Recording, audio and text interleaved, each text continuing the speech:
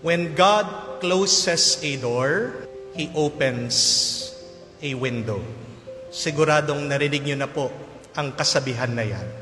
Pag pinagsasaraan ka ng Diyos, meron siyang ibang bubuksan para ikaw ay makatuloy. Pero mukha sa ating ebanghelyo, minsan ay pagsasarahan talaga tayo ng Diyos ng pintuan. Sino ang pinagsarahan niya ng pintuan? Pero bago niya sinara ang pintuan, meron din siyang pinapasok.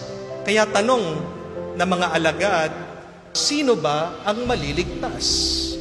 Sino ang hindi makakapasok sa langit? Sino ang papapasukin sa langit?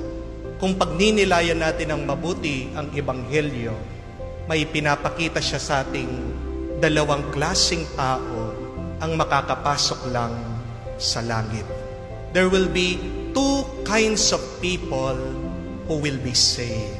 And who are they? Sino itong dalawa na maliligtas? The first one are the friends of God. Ang mga makakapasok ay ang mga kaibigan ng Diyos. Sabi po nito mga ibang tao, Panginoon, nakikain po kami, kasalo po namin kayo sa hapagkainan.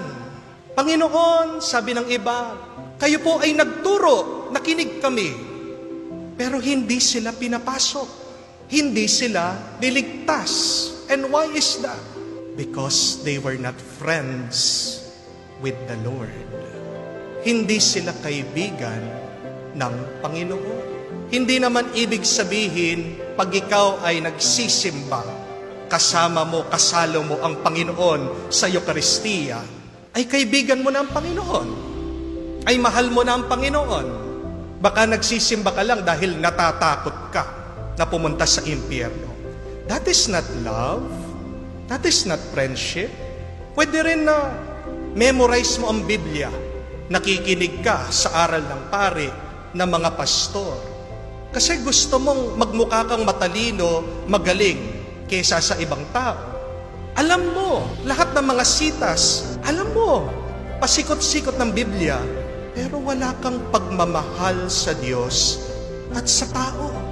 Alam mong bigkasin ang pagmamahal sa Diyos at sa kapwa mo, pero gagawin mo na ito, wala. Pwede mong gamitin ang Panginoon. Pwede kang nagdadasal, ginagamit mo lang siya. But it does not mean that you love the Lord. It does not mean that you are friends with God. Hindi ko alam kung naranasan nyo na po yung minsan may nag-text o nag-PM sa inyo. Kinukumusta ka? Uy, kumusta ka na? Long time no see. Long time no talk. Tagal na natin di nag-uusap Musta ka na? Ikaw naman magre-reply ka. Ito, okay naman. Pagkatapos, magte-text ulit sa'yo. Alam mo, nahihirapan ako ngayon. Pwede bang umutang? Yung bang kakilala ka lang pag may kailangan siya, pero pag wala na siyang kailangan, ni hi, ni ho, wala na. Kaibigan po ba yun? Mahal ka ba niya talaga? O gamitan lang? Matutuwa ka ba doon sa ganong klaseng tao? Kaya maiintindihan mo bakit naiinis din ng Diyos?